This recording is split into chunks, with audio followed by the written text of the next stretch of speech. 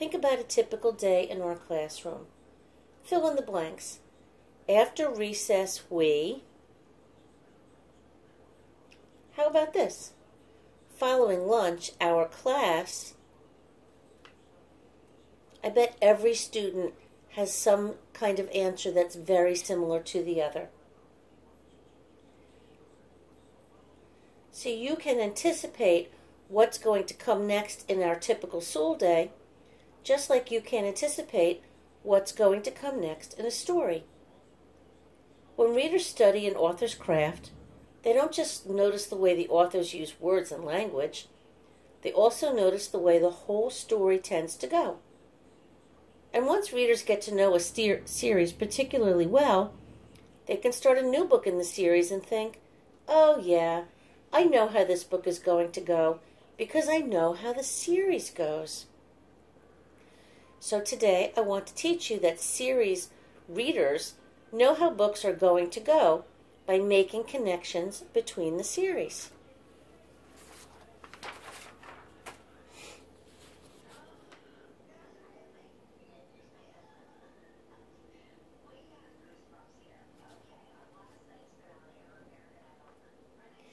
Think back to the Frog and Toad read-alouds.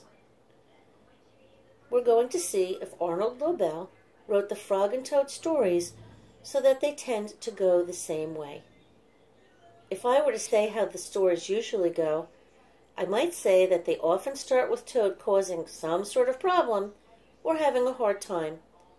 Then things usually get worse before they get better, and in the end, Frog usually helps him out.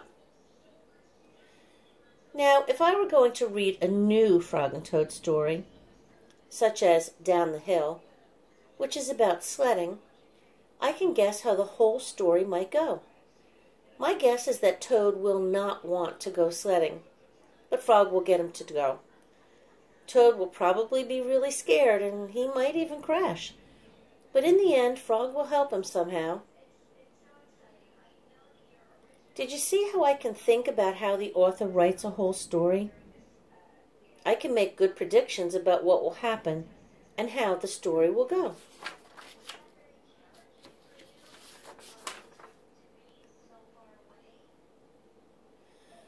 Are you seeing that the way you thought your story was going to go is correct so far? Or are you seeing that your story is not following what you assumed?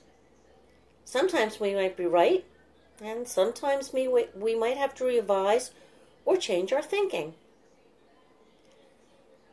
Finding the things that are the same across your books helps you pay closer attention to what's happening in your stories.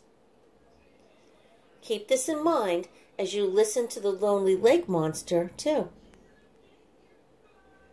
As you go off to read today, keep these strategies in mind. Have a great day, readers.